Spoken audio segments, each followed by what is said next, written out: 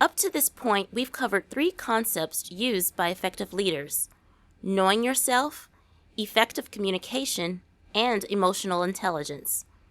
The last key concept to help become a successful leader is time management. Needing to manage your time may seem like a no-brainer. However, it's certainly something easier said than done. Your brain is bombarded with millions of inputs every minute. You can only process a small amount of information at any one time. There are ways to help manage and prioritize the information and tasks you receive every day.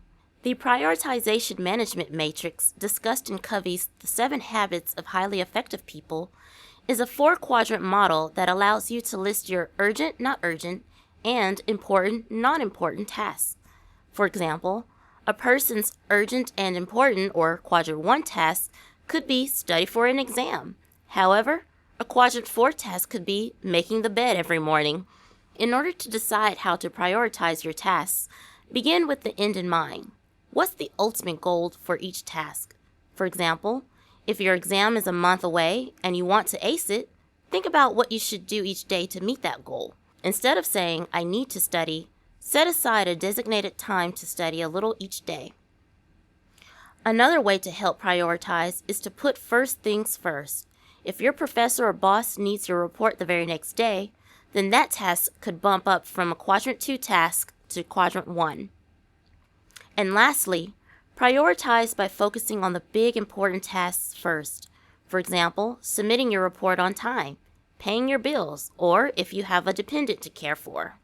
After prioritizing your tasks, accomplish them by working effectively and efficiently. Declutter your mind by writing things down, such as your tasks.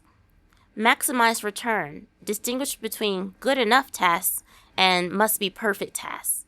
If you feel that every task must be completed perfectly or everything can be good enough, then try to find balance. Refer back to your prioritization matrix to help you decide if each task really needs to be done perfectly or if good enough will work just fine. Another way to help you work effectively is to break large tasks into smaller tasks and try to minimize multitasking. Multitasking does not allow you to fully focus on one given task and can lead to time management issues. Lastly, maintain forward momentum by working on the same task every day for a set amount of time. Try to give yourself a head start every morning by mapping out your day. Visualize and prioritize. Set aside the first few hours of your day to invest in your top priority activities. Try to cancel out noise and allow yourself to think. Also, set limits and boundaries to protect your time.